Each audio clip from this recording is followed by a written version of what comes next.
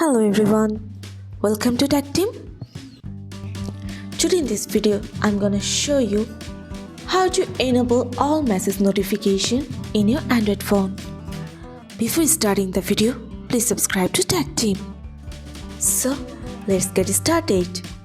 For this, you have to open your settings. Now in the search bar, you have to search for Advanced. Here it is. You have to press on this. Now click on Notification. Here you can see all messages notification. If you want to enable this, you just have to turn on this button.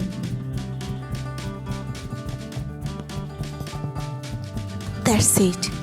So this is how to enable all message notification in your Android phone. So guys, that's it.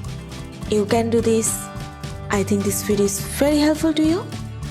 If it was, then give a thumbs up and hit the subscribe button. And thanks for watching.